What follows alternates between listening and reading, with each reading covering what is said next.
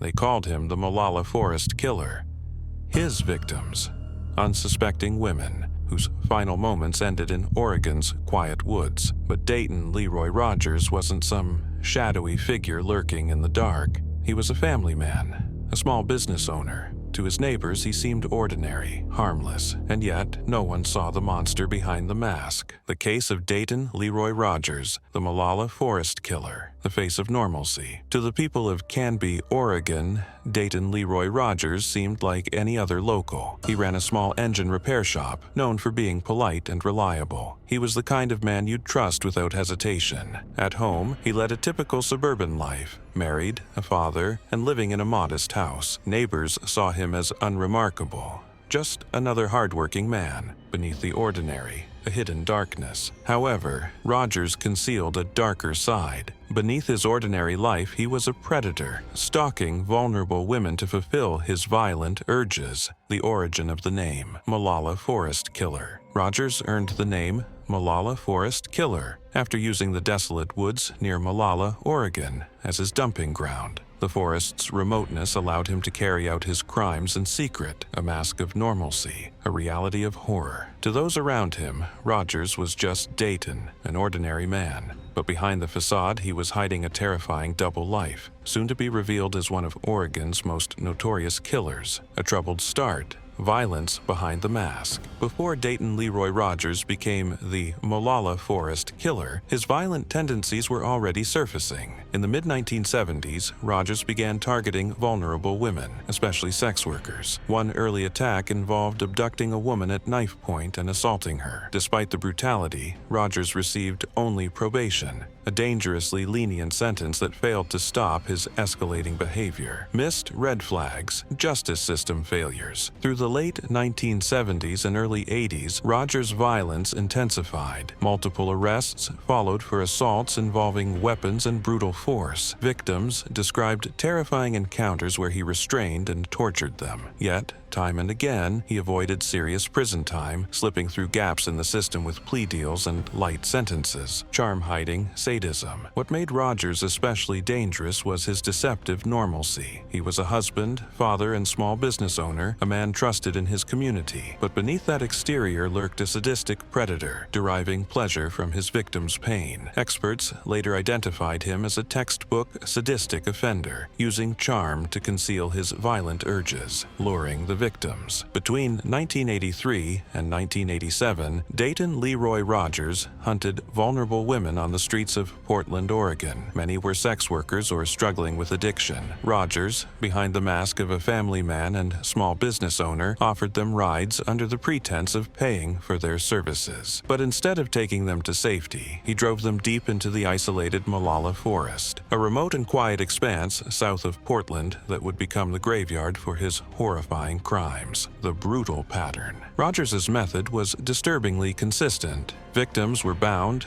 tortured, and repeatedly stabbed. Forensic evidence later revealed the use of specific tools, and injuries were often inflicted in sadistic patterns. Jennifer Lisa Smith, 25, managed to briefly escape after being stabbed in Rogers' truck in a parking lot. Sadly, she succumbed to her wounds, but her case would become key to unraveling the mystery. Cynthia Diane DeVore, 20, was discovered in the forest, brutally stabbed and bound. Maureen Ann Hodges, 26, and Christine Lotus Adams, 35, were found nearby, bearing identical injuries. A grim discovery. Nondes Noni, Kay Cervantes, 26, and Lisa Marie Mock, 23, were also recovered from the dense woods, their bodies showing signs of binding and multiple stab wounds. Perhaps most heartbreaking was the fate of Reatha Giles, just 16 years old, whose youth did not spare her from Rogers' savagery. And seventh victim, still unidentified to this day, was also found in the same forest, completing the grim tableau of Rogers' cruelty. Forensic trail. The consistency of injuries across the victims allowed forensic experts to connect the cases. Blood and other evidence inside Rogers' pickup truck further tied him to the murders. Survivor accounts and forensic findings finally closed in on him, ending his terrifying spree in Oregon's wilderness. The arrest and breakthrough. In August 1987, Dayton Leroy Rogers Rogers' reign of terror came to a halt. On August 7th, he attacked 25-year-old sex worker Jennifer Lisa Smith in his pickup truck parked outside a Denny's restaurant in Clackamas County. Smith's screams drew the attention of bystanders who witnessed Rogers assaulting her and subsequently fleeing the scene. Despite efforts to save her, Smith succumbed to her injuries, providing crucial testimony that linked Rogers to the crime. This incident prompted a thorough investigation, during which police raided Rogers' home and small engine repair shop in Woodburn. They uncovered bloodstains in his truck and fingerprints linking him to Smith. Additionally, several women came forward, recounting experiences of brutal sexual assaults and torture at Rogers' hands, spanning over the past year. Forensic experts played a pivotal role in connecting Rogers to the murders in the Molalla Forest. Analysis of tire tracks found at the crime scenes matched those of Rogers' vehicle, placing him at the locations where victims were discovered. Moreover,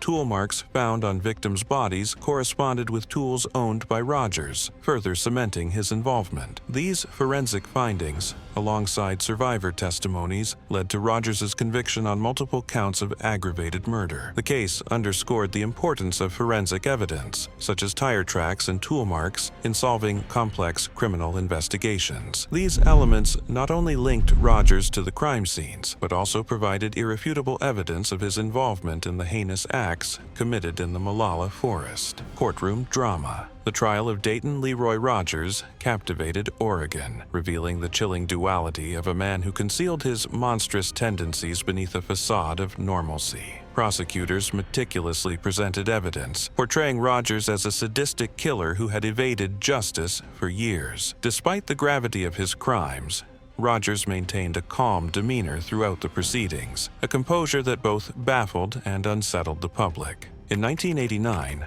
Rogers was convicted of the murders of Jennifer Lisa Smith and 6 other women, leading to a death sentence. However, this sentence was overturned by the Oregon Supreme Court in 1992 due to procedural issues, necessitating a resentencing. This pattern repeated itself. Rogers was resentenced to death in 2000, but the sentence was again invalidated in 2006. A third death sentence was imposed in 2015, only to be overturned in 2021 following legislative changes that limited aggravating factors permissible for capital punishment. Ultimately, in December 2022, Governor Kate Brown commuted all death sentences in Oregon, including Rogers's, to life imprisonment without the possibility of parole. These ongoing legal battles have ensured that Rogers's case remains a fixture in public discourse, highlighting complexities within the justice system and sparking debates over capital punishment. The saga underscores the challenges of delivering finality in cases involving severe crimes and the intricate interplay between legal procedures and evolving societal standards. Psychological profile: monster behind the mask.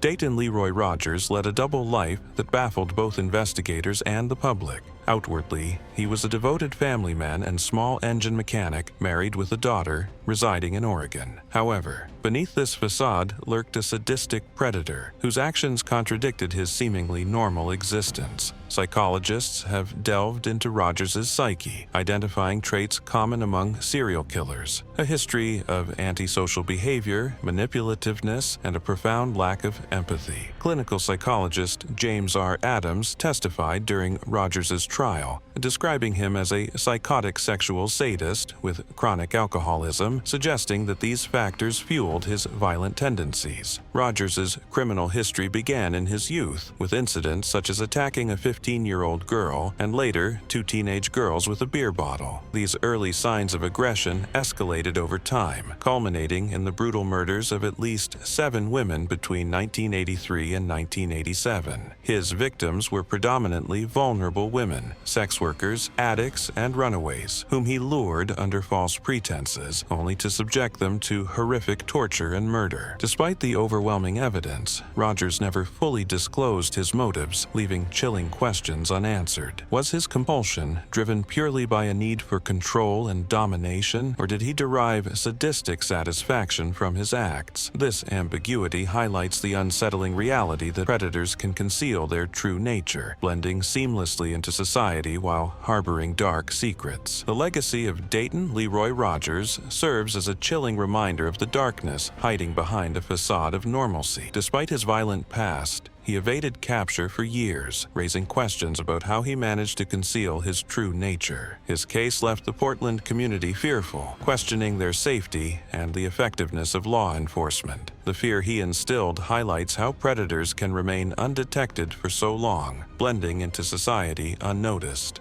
Rogers' story reminds us that evil can appear harmless, urging us to look beyond the surface and remain vigilant in identifying hidden threats. Do you think Rogers could have been stopped sooner? How can we better spot hidden predators? Let us know your thoughts in the comments below.